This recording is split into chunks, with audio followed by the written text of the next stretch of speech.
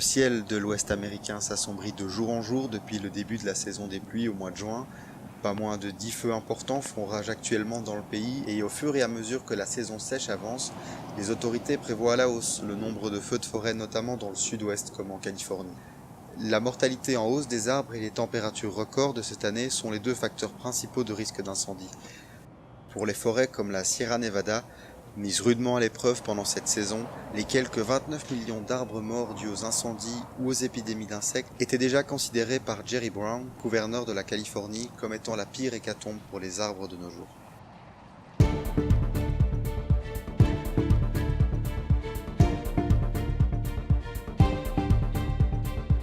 En Italie, la candidate populiste Virginia Raggi du mouvement 5 étoiles a été élue dimanche maire de Rome après l'annonce des résultats des urnes, lui accordant 67,5% des voix face à son adversaire du Parti démocratique Roberto Giachetti.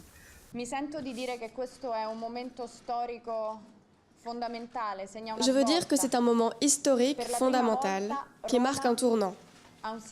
Pour la première fois, Rome a une femme maire, à une époque où l'égalité des chances est encore une chimère. Et ce changement a été possible grâce au mouvement 5 étoiles. Je ne pense pas que l'on puisse définir ce vote comme un vote protestataire. Je pense que c'est un résultat qui prend ses racines au niveau local. Mais je pense que personne ne peut nier qu'il y ait également un élément national. Nous nous sommes toujours dit les choses de manière franche et nous continuerons à le faire. Car s'il n'y avait pas eu un élément national, il n'y aurait pas eu ce résultat qui est particulièrement significatif à Rome et à Turin. Cette victoire aux élections romaines est une première pour une femme, mais elle n'est pas la seule puisque le mouvement s'est encore imposé avec plus de 54% des voix à Turin, en infligeant un échec douloureux au maire sortant des deux villes. Un vote peut-être non protestataire, mais qui témoigne de l'influence croissante du mouvement 5 étoiles depuis 2009, où il est devenu le deuxième parti du pays. Le discours anticorruption et cinglant à l'égard de la classe politique aura eu raison d'un électorat déçu par un système entaché de corruption depuis les révélations de la mafia capitale et une dette cumulée de plus de 13 milliards d'euros.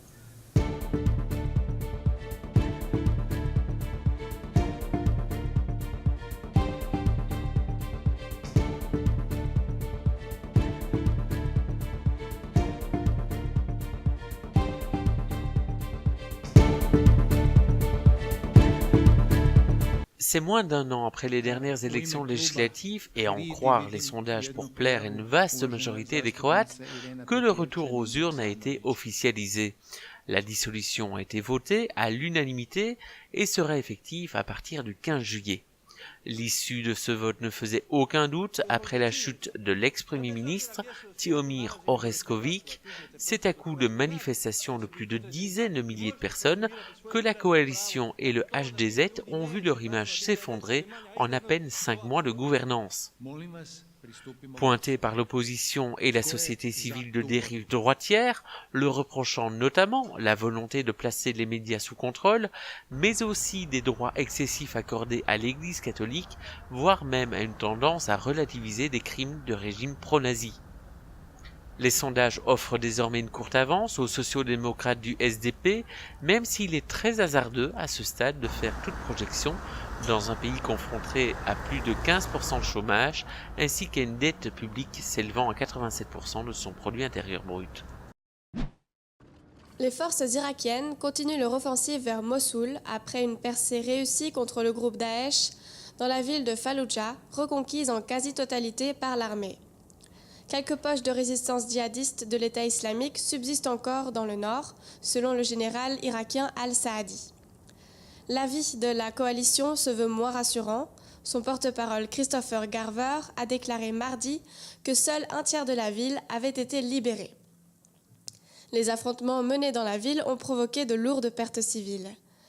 Depuis 2014 et la prise du territoire au nord-ouest de Bagdad par l'État islamique, les forces irakiennes reprennent du terrain et visent désormais la reconquête de Mossoul, deuxième plus grande ville du pays. Solar Impulse 2 a entamé la 15e étape de son tour du monde grâce à l'unique énergie du soleil.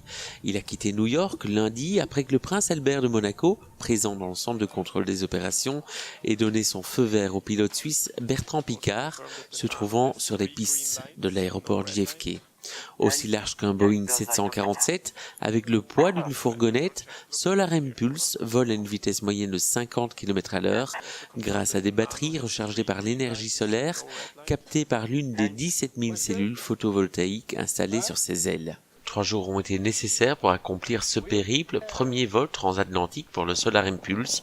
C'est au bout de 6 272 km que l'avion s'est posé sans problème à Séville, en Espagne.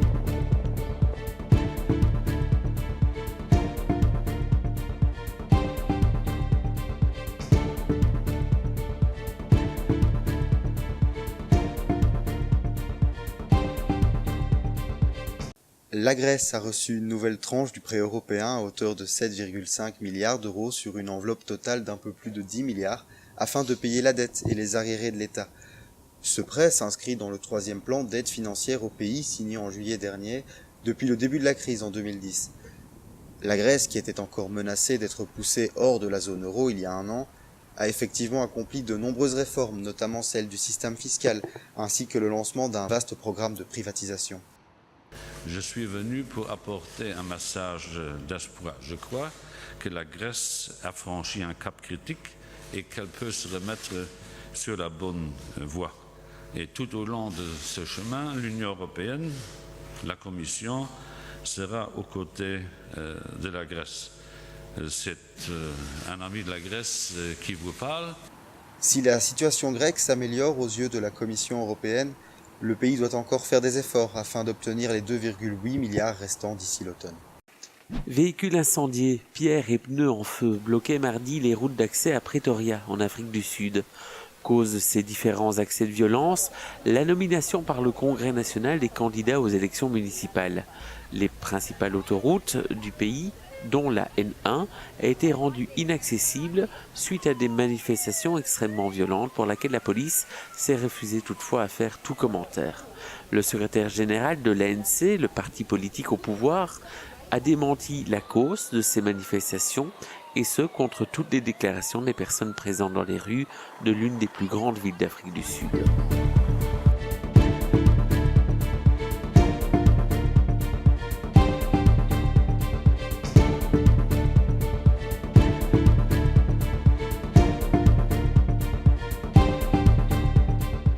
Le patron de Volkswagen, Matthias Müller, a présenté ses excuses aux actionnaires pour le scandale du diesel. Au nom du groupe, il leur a demandé pardon pour avoir brisé leur confiance. Quelques 3000 actionnaires s'étaient réunis mercredi en assemblée générale à Hanovre, dans le nord de l'Allemagne, pour leur premier face-à-face avec le patron depuis l'éclatement de l'affaire des moteurs truqués 9 mois plus tôt. En septembre 2015, le groupe avait admis avoir trafiqué un logiciel installé sur 11 millions de véhicules afin de les faire apparaître moins polluants qu'ils ne le sont vraiment. Volkswagen a adopté jeudi dernier une stratégie à horizon 2025 qui met l'accent sur l'électrique et les services à la mobilité. Collisions, accidents ne sont pas réservés qu'aux seuls automobilistes et utilisateurs des deux roues. C'est en tout cas la conclusion des autorités sud-coréennes qui ont décidé de lancer une vaste campagne de prévention destinée aux piétons de Séoul, trop souvent déconcentrés par leurs téléphones portables et phablettes. L'autorité de sécurité des transports indique que les incidents en la matière ont plus que doublé en 5 ans. Résultat, 250 panneaux directement imprimés sur les trottoirs viennent s'ajouter à une autre série d'indicateurs de danger fixés, eux, au feu rouge de la capitale. Une action qui ne semble pourtant pas convaincre totalement la population. J'utilise souvent mon smartphone quand je marche, mais je n'ai pas remarqué le signe sur le trottoir. Je ne pense pas que ce sera très efficace de réinstaller un objet plus tape à l'œil. Ce type de campagne de prévention n'est pas isolé. Des expériences pilotes ont déjà eu lieu à Augsbourg ou encore Anvers.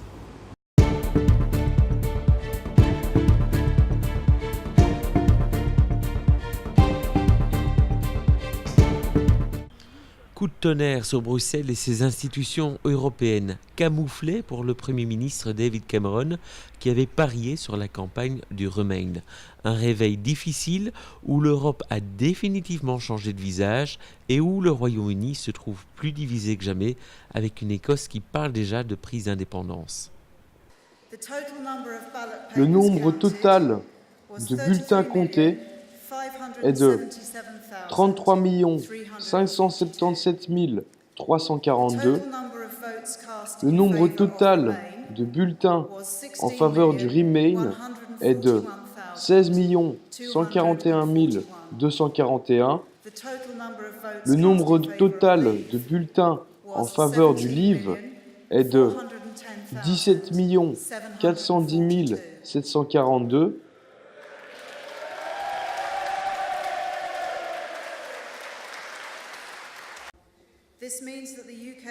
Cela signifie que le Royaume-Uni a voté pour sortir de l'Union européenne. Politique, géopolitique, économie, revers populiste dans le reste de l'Europe, CRDI revient point par point sur le dossier chaud européen. Tard dans la soirée, Nigel Farage, qui avait commencé la période de dépouillement avec un discours qui pouvait laisser penser à un échec du camp du Brexit, est revenu avec un discours qui laissait peu de doute sur la victoire de son camp et à la demande du divorce du Royaume-Uni des institutions européennes. J'ose désormais rêver que l'aube se lève sur un Royaume-Uni indépendant. Ce sera la victoire des vrais gens, des gens ordinaires, pour gagner.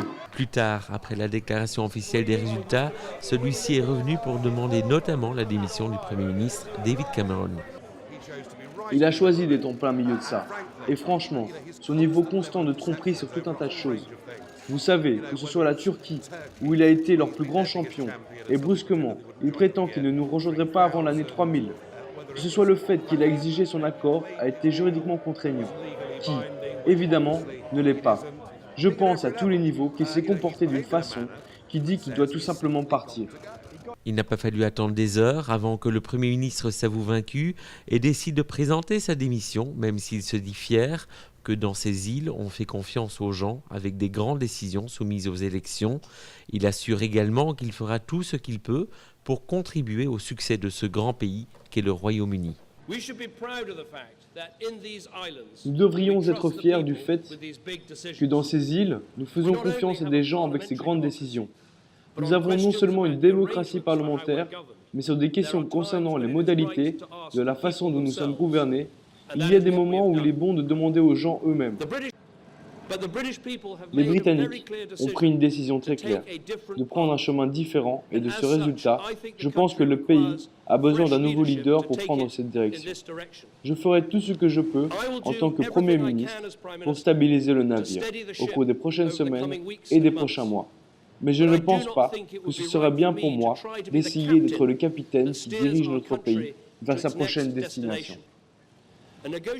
La négociation avec l'Union européenne devra commencer avec un nouveau Premier ministre.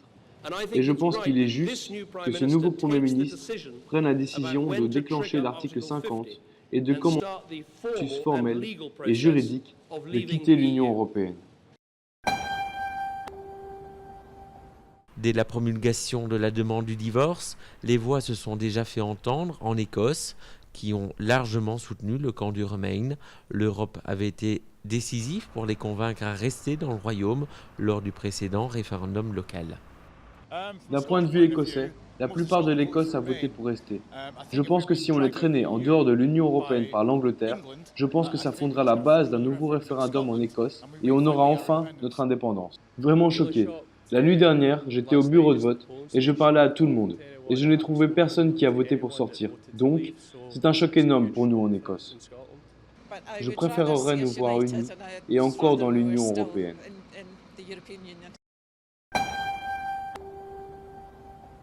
Déjà lors de l'annonce des résultats partiels, les bourses asiatiques puis américaines ont commencé à s'enflammer, la livre sterling atteignant sa plus basse valeur depuis 1985, situation dans le rouge confirmée à l'échelon mondial dès que le Brexit a été confirmé. Les principales banques anglaises s'effondrent, moins 26,7 pour la Royal Bank of Scotland, moins 25,46 pour Barclays ou encore près de moins 24 points pour Lloyds Banking Group. Nous avons interrogé un professeur d'économie de l'université de Solvay qui nous parle des scénarios possibles. Il y aura des effets économiques à plus long terme. Je pense que ces effets économiques sur l'Union européenne ne seront pas très importants. Je pense que par contre, ils seront nettement plus importants pour le Royaume-Uni. Et ça, c'est simplement une question de taille de chacun des deux acteurs. L'Union européenne est évidemment un marché beaucoup plus important pour le Royaume-Uni que le Royaume-Uni ne l'est pour le reste de l'Union européenne. Donc on peut s'attendre à des effets économiques beaucoup plus importants pour le Royaume-Uni à moyen terme. Pas d'impact sur l'économie, on ne va pas perdre des emplois, il n'y aura pas de flux commerciaux qui vont s'arrêter.